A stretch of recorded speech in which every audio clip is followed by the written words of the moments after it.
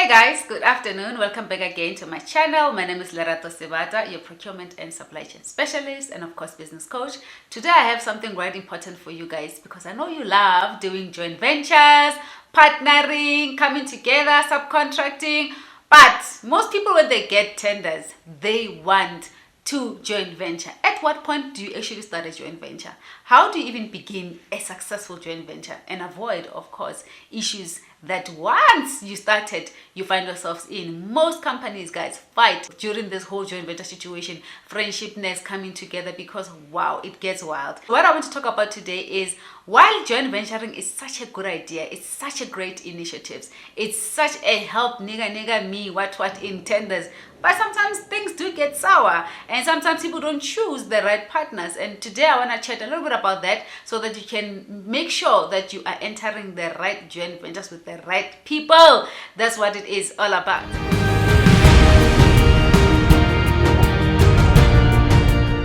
So let's start. First things first, anything to do with joint ventures, guys, you must choose the right partner. And choosing the right partner, I mean checking the skills that the other company has that you don't have, right? What is their capacity or the capability that they possess and you also as a company possess? Because if you're joint venturing, you are joining into the efforts, right? No one big person is, or no one is supposed to be lesser than the other. You give more than the other. People somehow misconstrue the whole thing regarding joint venture and subcontracting. If I am Lerato CC and I provide a holistic turnkey type of solutions, but then I just want maybe an architect or I just want a engineer, electrician to do some services, that's not joint venturing, that's subcontracting. But for some reason, if people find tenders and they say, hey, there's a new opportunity, there it is, Ngani, let's go quick, then you run and you go there. After running and you're thinking, no guys, let's quickly establish a joint venture agreement. Please check who the people that joint venturing with, do they have the right skills and capacity? Are they in the right position? Do they actually acquire the right type of resources that which you need and that which you want? Even the level of skills, do they complement your skills as a business? A lot of times we find that people want to joint venture just for the sake of it. They just want to share into the profits, but they don't want to share into their losses, you see. Or the contribution. In fact, I get this quite often. People who do tenders and say, all right, I have a tender, I have a client, you come in with your money and let's joint venture. That's not what joint venture is all about, right? Of course, those are the two things you can consider when you're doing a joint venture, but that's not what it is all about, or that's where it ends. No. So if I'm bringing, let's say 10 million, and you, because you knew the client, all you're doing is just bring a client, how are we in a joint venture? Did we define the roles, responsibilities, who does what, who do what? Lerato starts here and end here, this one starts here and that to what extent? Yay, guys. Please define these type of conditions and duties properly. And also remember, joint venturing, you also share into the losses, right? So you are joining the efforts together of making a success of this project or this initiative that which you guys have started, right? So choose the right partner, that's one. Two, define the terms of the agreement. Make sure you understand the terms of the joint venture, including the project scope I mentioned, responsibilities I mentioned, profit sharing I mentioned, the duration of the joint venture I mentioned, right? If you need a professional lawyer to set it up for you, absolutely do that. People also have a bad tendency of using contracts that they can't even interpret, that they downloaded on Google. How wild. I mean, guys, yes, it's good as Google it is not what is it in academic terms? It's not a source of reference that is validated, academically, right? So people put a lot of their opinions on Google. I can just go and put on what I think joint venture is, and someone who does not even know a joint venture agreement, they just go and download this thing Lerato wrote because it's my opinion and Google allows that. People are just gonna put it up there, guys. And please, the absence of you defining the terms of the agreement, will find yourself in conflict. you find yourself disagreeing, you find someone fighting and saying, hey, this is really project lami leni wena vele awuzanga nalutho, yeah, vele it's my project, or you know what, ungazenzi ngathi uyazi kakhulu, you make yourself like you know too much, listen, yeah, and then conflict starts because the terms of the agreement are not defined. The clear responsibilities are not defined. So if you also don't agree on the duration of the joint venture and you consistently are in this thing and it's undefined, it will cause conflict, right? So those are things that you must consider. Third one I have here is protect your intellectual property. Oh, I love this. Oh, I love this. Protect your IP, intellectual property. Don't forget to identify and register any patent rights. So if we are doing like graphic work, or we're coming together for something that you're doing together as a business and you're responding to a tender together, remember we'll have a joint venture agreement that will form part of the tender document. And then we'll also establish a joint venture bank account, BEE, everything. Join. It's not Lerato CC, ROI group, the next thing, 1-1, everything is 1-1, and then we bring it together in the joint venture. We establish the entity itself as a JV. All right, and coupled with that, then each of us, whoever that is the participating parties, must protect the IP.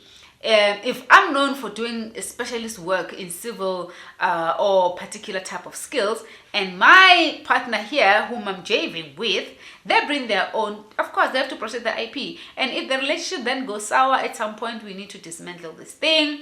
I keep my IP, right? You keep yours, and that's what it's all about. What usually happens then in such cases, you find that companies fight, relationships go sour, and then this one takes this one's IP, the claim is theirs, they go make money, and they did not even protect it when they started the JV to say, you know, the rights for this company's IP belongs with them. You cannot use it, you know, perpetually, resellable, and the sorts. Yay, copyrights, right, guys? Rough out there. So just make sure Guti, you mention these things properly. That's just my advice. And then the fourth condition here I just mentioned to be aware of is beware of scams. Can you talk about just the scammers? Let me actually explain this. Scammers, they go in where someone comes and say, hey Lerato, there's a project, I want you to please come be part of my JV. You can just provide your resources, 1, 2, 3, 4, 5. Hi, I didn't even vet them. I didn't even check. I didn't even do my due diligence.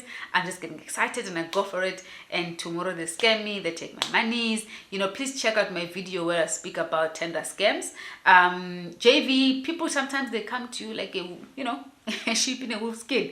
So what is it? A wolf in a sheep's skin. Yeah. Some people are just that. And guys, you cannot be gullible in 2023. You just can't. You have to do your checks. Oftentimes people don't even log in. Basic check, log into CIPC, come on, and just check, okay, what's your company details, give me your CIPC number, let me go check, you know, validate the shareholders, go and validate everything, you know, ask for ID documents. Why not? I think now when you're going for a lease or you're establishing a new proper business, they ask those things. So why wouldn't you? Why are you even afraid? You cannot be scammed, guys, in 2023 at this stage because of these small things. Now, the last thing I just want to mention in terms of JV, be careful of companies that come to you when they realize that the service that which we need, you provide it, and they it's JV. How is it a JV? So let me make a quick example. Yo guys, the battery decided to die on me. Like, why? So anyway, let me just finish off this point. I was saying, imagine if you are a service provider for maybe indoor plants, and then you find a company that says, hey, we found a tender, they want indoor plants, we are a big cleaning company, we want you to come, you know, and joint venture with us.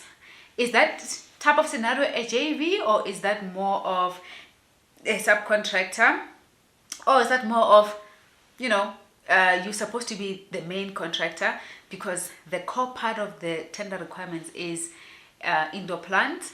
But then because this company, they have the relationship, they found the client, and therefore they want a JV with you.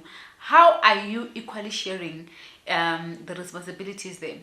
So you need to be careful of those type of setup, because in as much as I know it's very nice to, you know, want business and find business, it's okay to enter into those type of deals, but ensure that you define the requirements clearly. Otherwise, then it becomes a dirty game. You end up working actually for this person that says let's JV, but in actual fact you're not. Or sometimes procurement does see that as fronting. So anyway, guys, today was all about understanding the conditions of a joint venture and what you need to look into before you even jump right into it.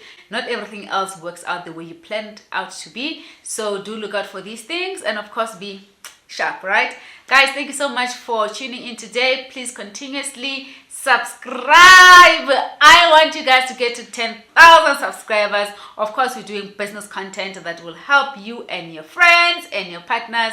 I'm hoping that these videos do help some people out there, so please do, guys, help a sister out and subscribe, like, and comment down below if you are loving this content.